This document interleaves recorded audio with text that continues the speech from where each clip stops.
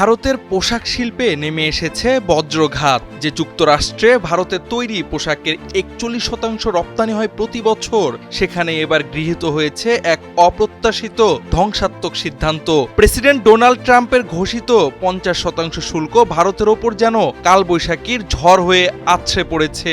দেশটির পুরো রপ্তানি খাতই পড়ে গেছে ভয়াবহ চ্যালেঞ্জের মুখে। যুক্তরাষ্ট্রকে ভারতীয় পোশাক রপ্তানির অন্যতম ভরসাস্থল মনে করা হয়। আজ সেই বাজারই হয়ে উঠেছে আতঙ্কের উৎস।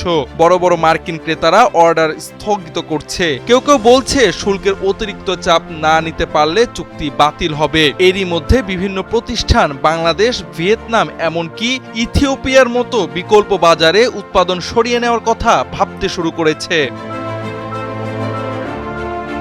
পার্ল গ্লোবাল, যাদের প্রায় অর্ধেক ব্যবসা যুক্তরাষ্ট্রে, তারা জানিয়েছে বিশ্বখ্যাত ব্র্যান্ড গ্যাপ ও কোলস সরাসরি আলটিমেটাম দিয়ে বলেছে বাড়তি শুল্কের বোঝা ভাগ করে নিতে হবে, নয়তো উৎপাদন সরিয়ে নেওয়া হবে। পার্ল গ্লোবাল তাই বাংলাদেশ, ইন্দোনেশিয়া, ভিয়েতনাম ও গুয়াতেমালার ১৭টি কারখানায় অর্ডার ভাগ করে দেওয়ার সিদ্ধান্ত নিচ্ছে।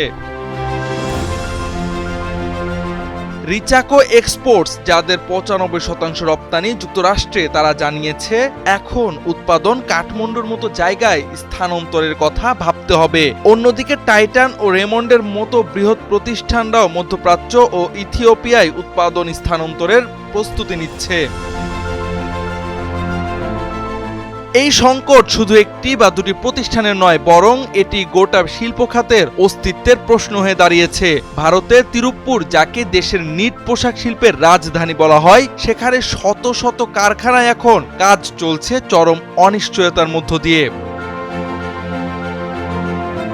ভারতের তৈরি পোশাক খাত আগে থেকে শ্রমিক সংকট ও সীমিত উৎপাদন সক্ষমতার সমস্যায় ভুগছে। এখন রপ্তানিকারকেরা যদি উৎপাদন সরিয়ে নেন, তাহলে তা হবে প্রধানমন্ত্রী নরেন্দ্র মোদীর মেক ইন ইন্ডিয়া উদ্যোগের বড় ধাক্কা। কটন ব্লসম ইন্ডিয়ার নির্বাহী পরিচালক নাভিন মাইকেল জন জানান, তিরুপ্পুরের কিছু কারখানাকে ক্রেতারা অর্ডার স্থগিত রাখতে বলেছেন।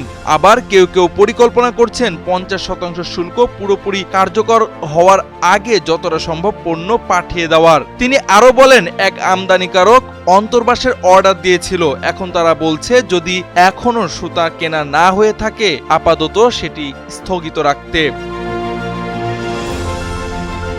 সবশেষে যেভাবে অর্ডার বন্ধ হচ্ছে, কারখানা সরানো হচ্ছে আর শুল্কের বোঝা ক্রমেই ভারী হয়ে উঠছে, তাতে মনে হচ্ছে ভারতের পোশাক শিল্প এখন দাঁড়িয়ে আছে এক অন্ধকার ভবিষ্যতের মুখোমুখি। যদি দ্রুত কূটনৈতিক সমঝোতা ও নীতিগত সমাধান না আসে, তবে এই ধাক্কা ভারতীয় অর্থনীতিতে ফেলতে পারে এক দীর্ঘস্থায়ী ছাপ। জাওয়াদ আহমদ, সময়ের আলো।